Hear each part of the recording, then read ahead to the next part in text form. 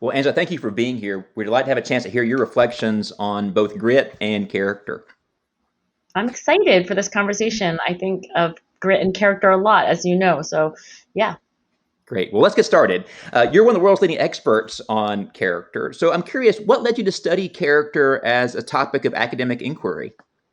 The first time I really started using character in a very intentional way, I think, was when two educators named Dave Levin and Dominic Randolph came into my office and started talking to me and also to my PhD advisor, Marty Seligman. And so now this goes back more than 15 years about character in kids. And they were both leading schools and were convinced in their lifetime as classroom educators that it's more than kids learning math and writing and reading that makes them, successful human beings. And they use the word character, and I've been using it ever since. Awesome. Great. Well, looking back in your own life, what were the most important influences on your character as a child and perhaps as a young adult? I recently wrote one of these essays that sometimes they're called the This I Believe essays after the National Public Radio series. I sign it actually as a homework and in my class. I started writing, and I thought what I'd be writing about is grit, and I thought I would be writing about my dad. My dad was very gritty, and I think a role model for me in terms of trying to become a more excellent chemist and striving to be better. But what came out of my pen was actually an essay about my mother. So my mom, I think, to me exemplifies kindness and generosity. And both my father and my mother were formative influences in my life, as parents are for so many, maybe all children. And I will say that having a mother who was the spirit of generosity itself was not always easy, as she gave away many of the things that my sister and I wanted to keep, but also to me is a great lesson in character development, because I think so much of what we learn about character is from modeling people who love us and whom we love. Great. Well, as the founder of Character Lab, you've also not only studied character, but modeled it and also equipped others to teach it. And so, why do you think character is a very important purpose and aim of education? Character Lab is a nonprofit that I started with Dave and Dominic. So that fortuitous day where they strolled into the lab that Marty and I were running at the time really, I think, changed my life. And I remember they said, you should come and work in schools. And I had already been working in schools. I was a former classroom teacher. And I said, I'm already working in schools. And they said, no, no. Really, we want you to put all of your energy into doing character development in schools. And I said, I don't think that sounds like a very good way to get tenure, because everything you do in schools is hard and it takes a long time and it might not work out. And, I might not be able to keep my job. I was preparing to become a professor. I knew I was going to start that the next year. And, it didn't take much, but they did persuade me. So I would say that the Character Lab nonprofit, which kind of emerged a few years after our acquaintance and our friendship developed, the mission is to advance scientific insights that support character development and children thriving.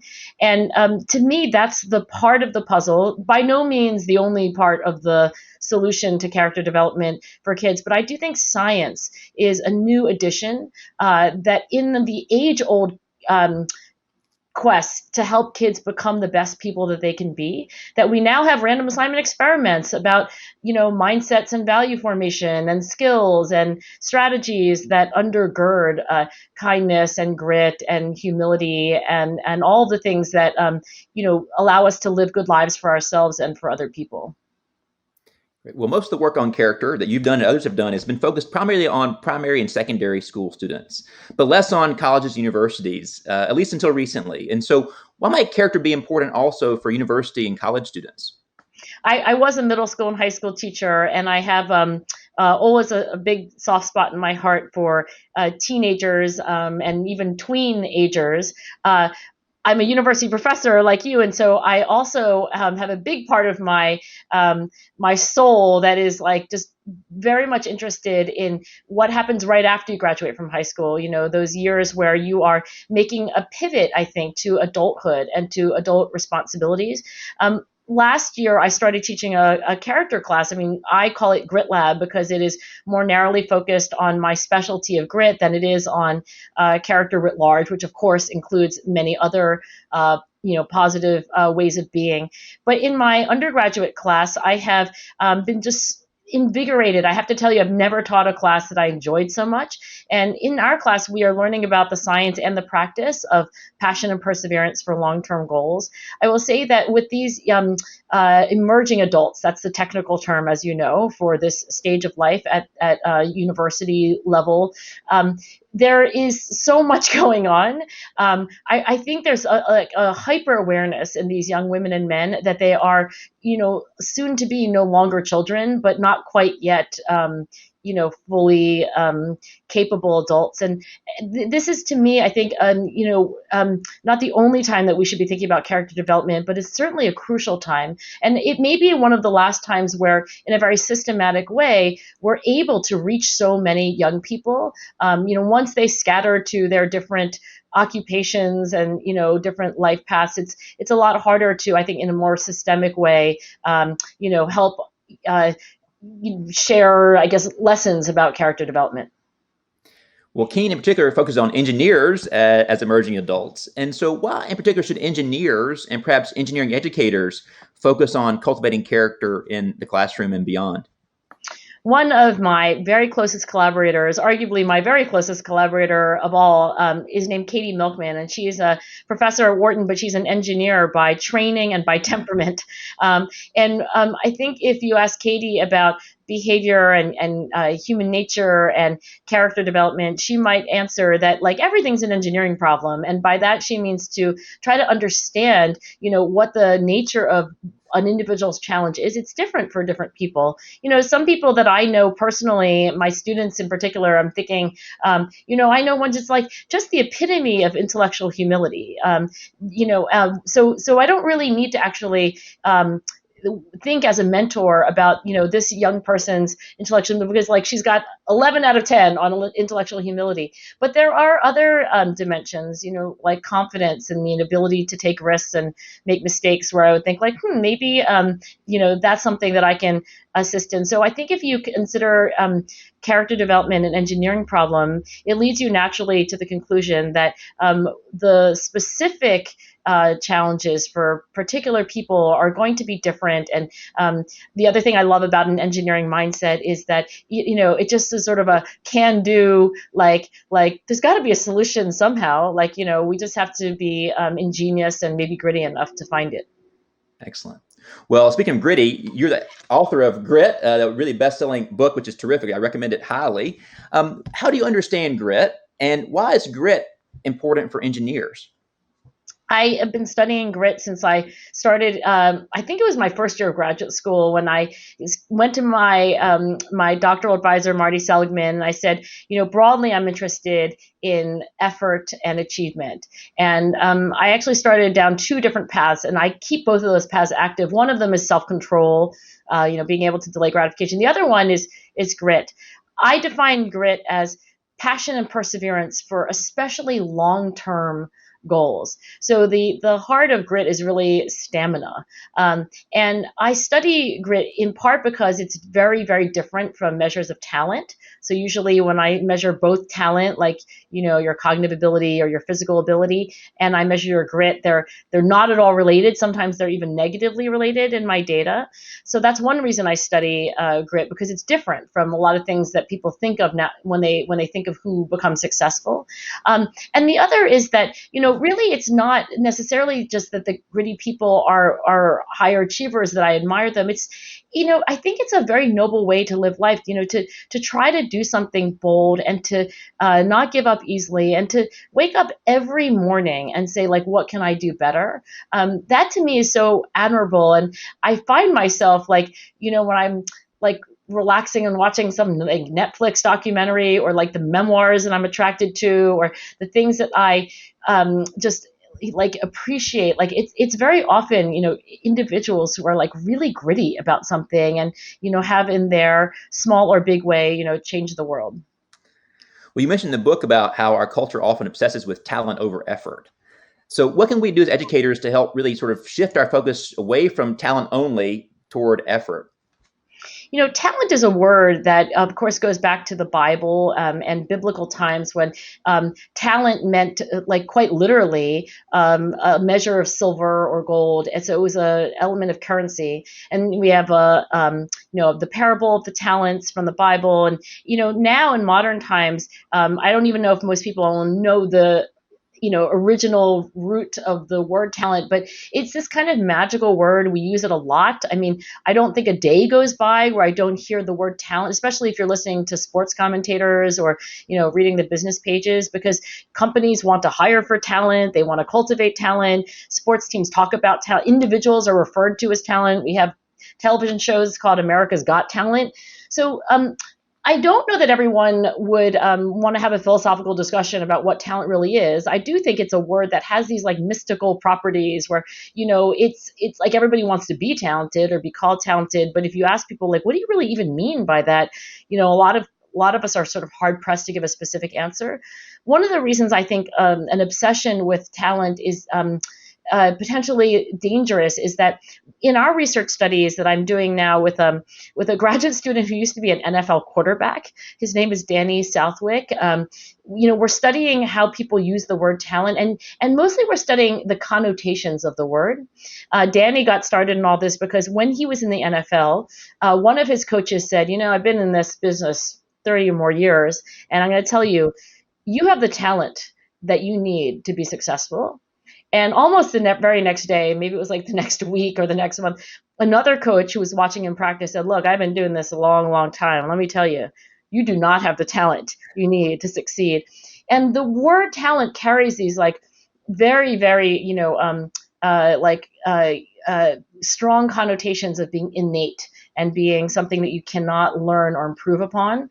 And so one of the reasons I don't love this romance that particularly modern American culture has with who's talented and gifted is that it sends an implicit message that a lot of your success in life is something that you don't have a lot of control over, that it's born, not made, and therefore you kind of get an allotment that is going to put a ceiling on what you can be. So Danny and I believe that maybe shifting the focus away from this mystical word of talent and more towards things that people can do, something where at least that they can think that they can, right? So the attitude of, what I can do. And by the way, that's one thing I very much like about the word character. I think it's intuitive to young children that your character is something that you have agency over and that you can continue to develop your whole life.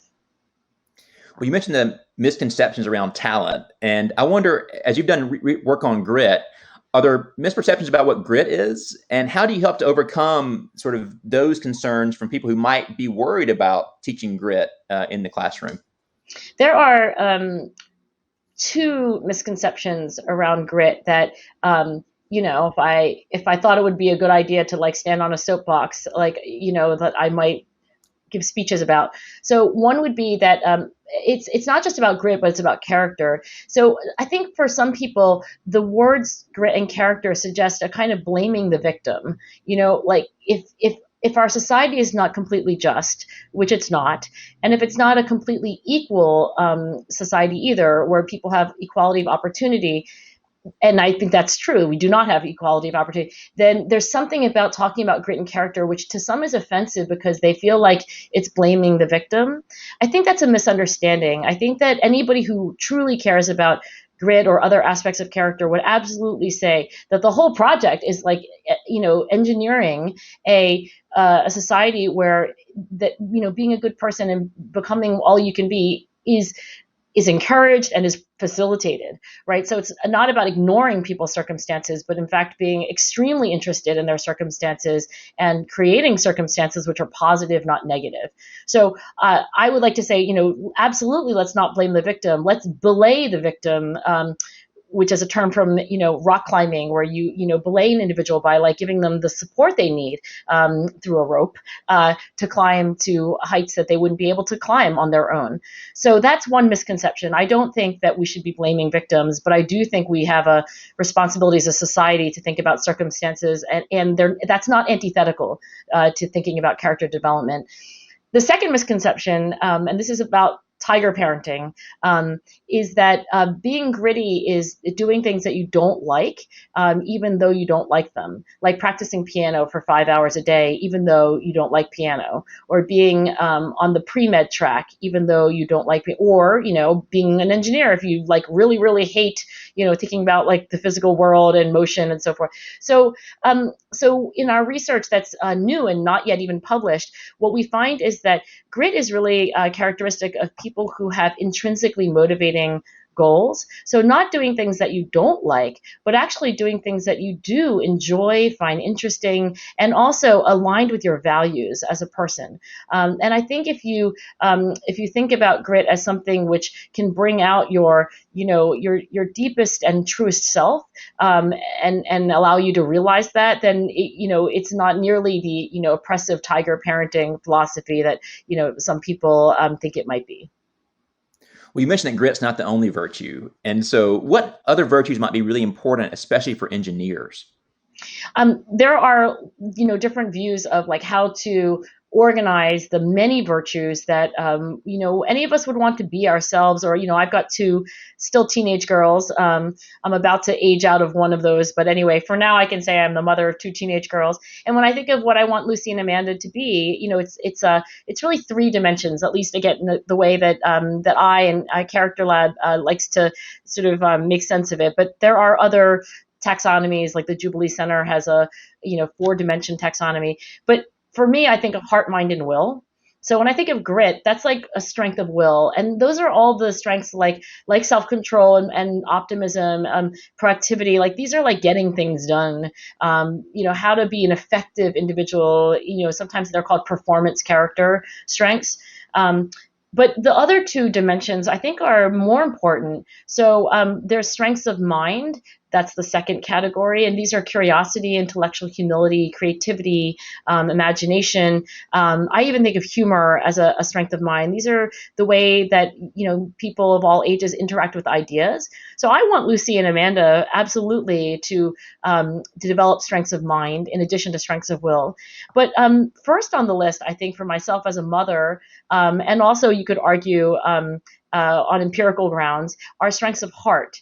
And these are all about you relating to other people. So they include gratitude and generosity, kindness, compassion, social and emotional intelligence. And you could make a very good argument that how you relate to other people is probably the most important thing about your character. So I'm not a specialist in strengths of mind or strengths of heart, but I think of character as the most inclusive possible term for what a person would want to become, and that must include at least something on the list of heart, mind, and will.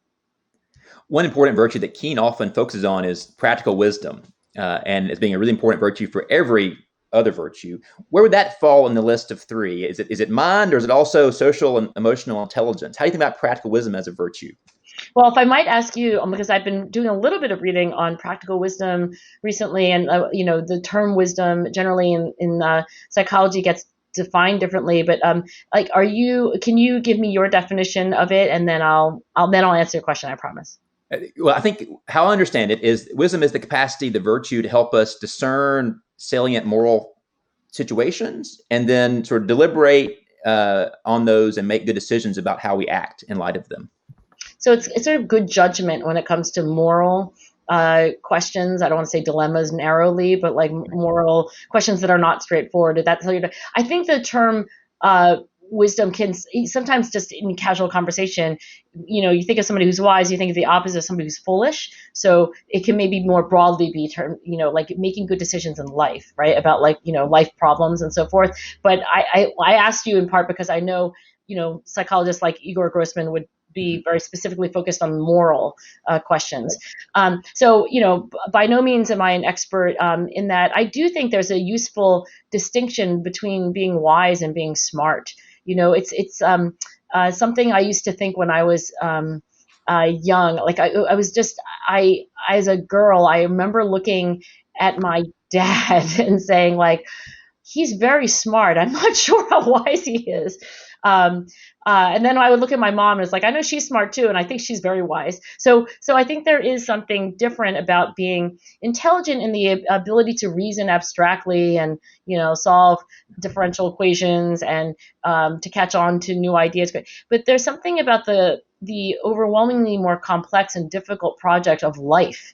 And what do you do in a situation where it's not a problem where you have to solve for X or even solve for X and Y, but it's open ended, right? Like, what should I do with my time, next week? Like, what should I do with my day? Like, who should I call? What should I say? I think that's maybe why wisdom may be, more important in many ways than intelligence, and so much more difficult. I also think that may be a reason why, and I know that the research on this isn't quite what we would want because you'd want these like longitudinal studies, but my intuition is that wisdom may grow with age and experience in a way that is not the same as intelligence, which generally, as a in some ways we get not as smart after the senior prom, right? Like our brains are like not quite as fast and flexible as when we were 16 or 17 years old.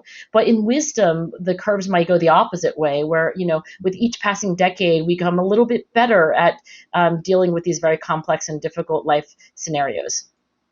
Yeah, I think many ancient philosophers would agree with that. Focus on experience as being crucial to wisdom. Well, one theme of this conference is innovate, and integrate, and motivate. And so, thinking about sort of innovation, which virtues might be especially important for entrepreneurial mindset, which is a crucial focus of the Keen Network?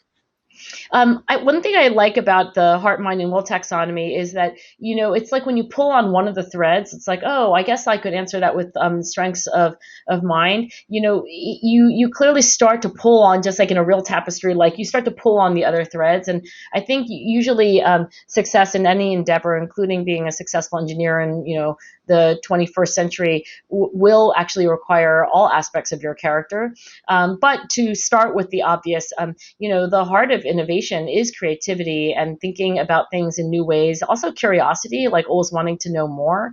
I think these are things that, it's like a fish in water. I don't even know that a lot of individuals who are engineers would think of themselves that way because it's like so the way they are. But I really find it admirable. Like I kind of like being a child about the world in that sense of like always discovering and learning new things. In terms of strengths of heart, I mean, when you look at the, engineering feats, whatever they may be, right? And like you can go back to previous centuries, right? Because engineers have been with humanity as long as humanity has existed, right? Like the problem solvers, building the aqueducts, building whatever it is that the bridges and so forth. I think that the strengths of heart are certainly operative because like what is it all for except to make other people's lives better, right? So I think there's almost always a beyond the self purpose, an orientation to human life and improving other people's lives and your own that motivates engineers. And then finally, in terms of strengths of will, like anybody will tell you that, whether you want to go to Thomas Edison as an example or Marie Curie, that like the problems are not easy. Like they just don't get solved in a day or a week.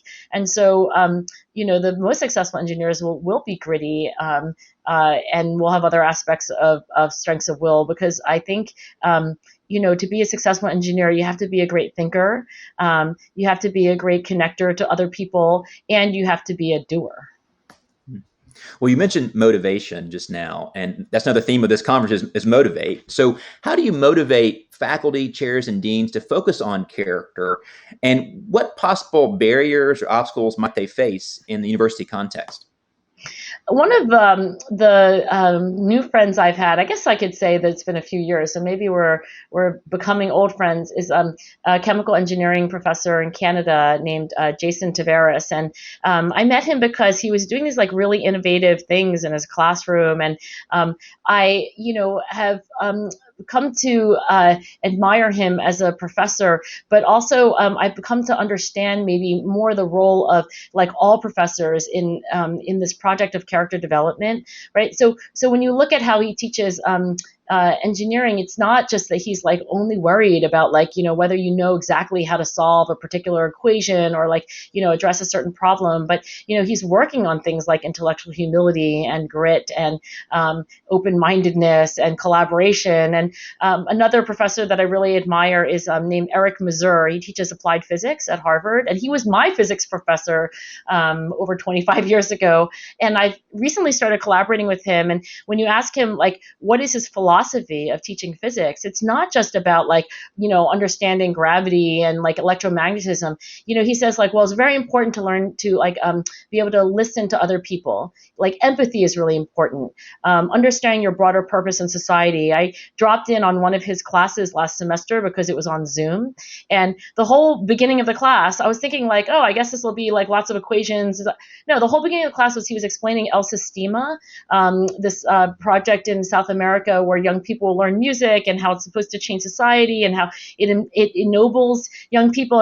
And then the project was, eventually he got to it. He's like, oh, and your job is to actually create using, what I'm teaching you about waves and stuff, like instruments, that like if you can do it like really cheaply, then a project like El Sistema like could actually use them, right? Because like they're trying to help kids in poverty. So I think that the greatest engineering professors, the greatest engineering students, the greatest engineers like have an understanding that character is not something else. It's not this like sidebar or postscript. It's part of what it means to be successful in the work that you are doing.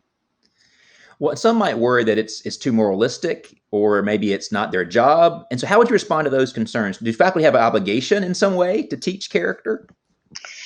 This idea that like character is too moralistic, it's like when you just stop and think about it, it's like, why? Like, why would that be? Like, isn't it part of education to learn to be a good person? And I think not being afraid to say that, every teacher has, I think, a real responsibility that can't be sidestepped about like, you know, the way to live life, right? So it shouldn't just be this kind of like two sentences in your syllabus about the honor code and please don't cheat, right? Like, in your behavior with your own students, do you not try to model kindness and empathy? Like, do you not try to model like curiosity and humility? Like, is it not important to you that your students learn to be tenacious and to be resilient? Like, to me, the question of like, is it too moral or is it like not the responsibility is something which just when you stop and think about it, you're like, no, it has to be like.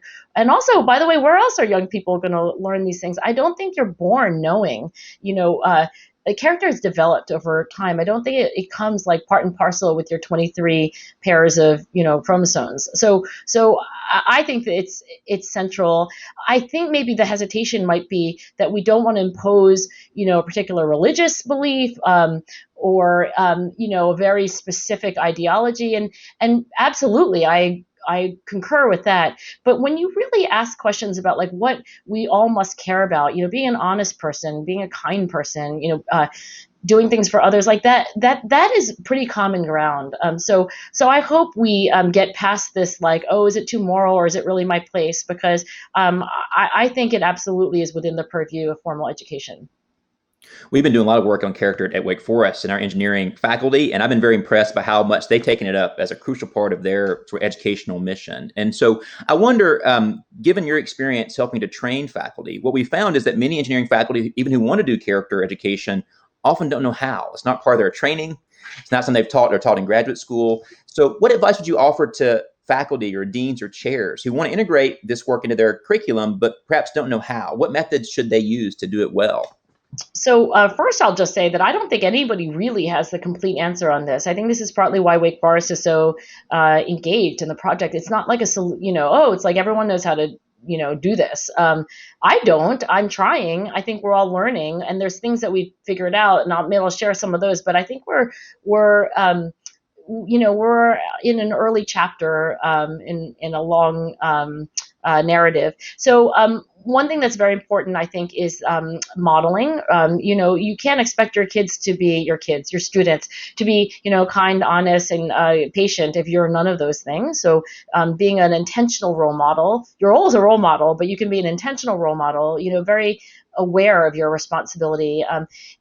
There's also, I think, language. So it's helpful, I think, in many contexts. I've learned a lot about this from working with West Point and military leaders, also working with sports teams and with private sector CEOs, that they're very intentional about language, and they tend not to use like all different words. I personally don't care whether you embrace, grit as a value, or, you want to call it tenacity or fortitude or resilience, but whatever language you use, I do think it's helpful to use the same language, throughout a university, throughout a class, so that there can be reminders and so that people can start to see the through lines. So having some set of virtues that you really want to hold above others, or like, this is what defines us as a community or an organization, I think then using that language in a very repeated and intentional way can be helpful. And then finally, I'll just say that there is, I think, a role for explicit character development. I just was on the phone yesterday with West Point and their faculty developing their new character curriculum. And, some might argue that character is only modeled or only implicitly talked about through language, but not that you should ever like sit down and actually learn in the way that we learn tennis or calculus. But I do think it can be a complement, and why not? Why not like help people understand, the science of honesty, or what we understand about where humility comes from? Like, why not learn about it in a more formal sense to complement these other implicit forms of character development?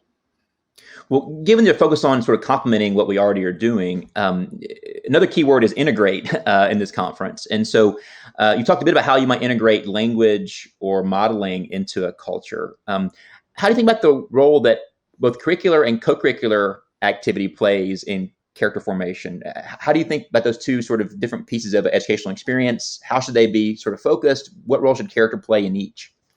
I mentioned that I very early in my career, I guess like the dawn of my career as a professor, I met these two educators, Dave Levin and Dominic Randolph. And I'll never forget that Dave used this expression that he still uses today when he talked about character in the context of teaching middle school kids. He said, like, your academics and your character are like two strands of DNA. They're intertwined, and you really can't take them apart.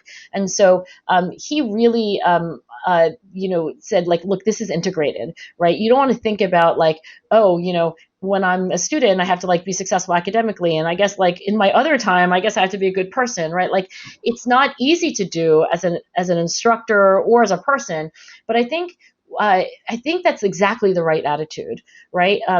And for example, when I have office hours, right, like I could just be thinking about like the academics, like what was covered, what's your intellectual question, but I am thinking about character in the sense of like, how do I show up even if I'm a little tired and be really focused on this person? Like, how do I show that I care about them? Like, how do I model for them curiosity? How do I model for them mistake? Like, oh, you know what? I'm going to say out loud, I made a mistake. Like, I was completely wrong.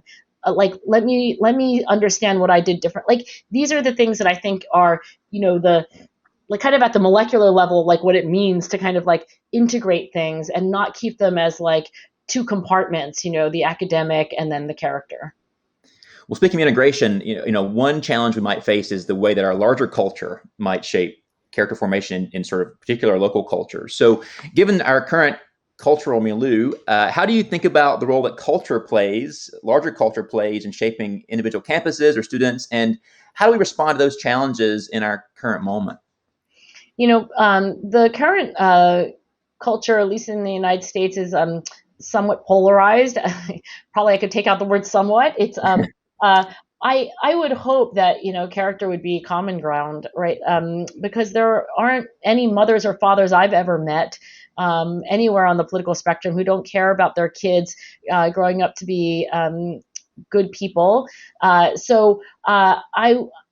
think the broader culture, hopefully that happens, but I think where we live and breathe is like our microcultures, right? So, my family has a culture, like it has a very strong culture, um, and my university has a culture, and my lab has a culture, right? These are maybe microcultures. They're not the culture of the United States. They're not even the culture of the Northeastern Seaboard, but they're actually probably in many ways the more important cultures in terms of determining how I behave, the values that become more salient and developed in myself. So if that's the case, then I think we can all think of ourselves as then crafting these microcultures, again, with some intentionality. And I think that means modeling, especially if you are in a position of leadership or power within a microculture. So as a mother, I think I have a very important role as the leader of a lab or as a professor of a classroom. A dean of a university has a special role, a CEO of a company. And I think if we just, take some of our understanding that's intuitive about cultures, like, oh, it's about rituals, it's about language, it's about, even the things that you think are superficial, like the way you dress or what you eat, like sometimes they can reinforce certain cultural norms. Well, you think that that's true of countries. Well, then it must also be true of these microcultures that we have a little more agency over changing, and which influence us so profoundly. Well, this year we've also experienced sort of increasing awareness of the pervasiveness and persistence of racial injustice and the effects of bias and inequity in our culture. So, as more universities work on diversity, equity, inclusion as a key priority, what role might character play in supporting those efforts? The this like false dichotomy between character on one hand and say social equality on the other, like there can be this like false either or, like either you care about character development, what an individual can do, or you care about structural change and improvement. And I think that's absolutely the wrong. It's absolutely both and. Like you cannot actually fully have individual agency without social structures that support it, and you also can't have social structures that are positive without individuals who, like, what has made every society better are individuals, especially when banded together in groups to do things that are noble and difficult and painful in some ways. So I'm a big proponent of both and. I even wrote an essay called Both and, trying to make this point. It's gotten rejected everywhere I've sent it, but if I'm gritty, I guess I'll keep revising and sending it again. So I think that's a very important message. I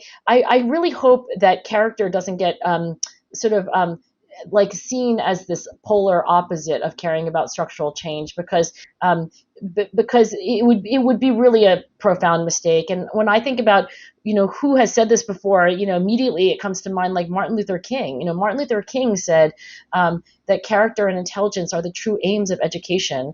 And really, every great, I think, civil rights leader has recognized both the role for individuals, individuals of character, to change society, but also the responsibility of society to help shape character.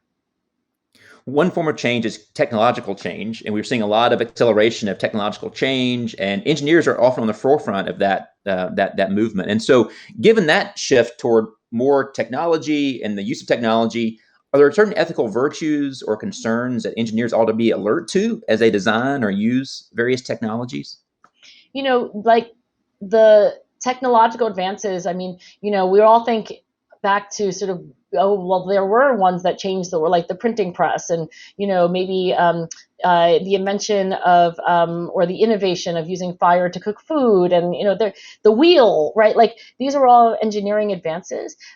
If you think about using fire to cook food, the wheel, the printing press, like they were obviously beneficial for society, and we almost can't imagine life without them. So now we have new technology, and I guess the question is, like, will these be for our good? And I think that having some appreciation that, like any tool, can be used for good or for bad.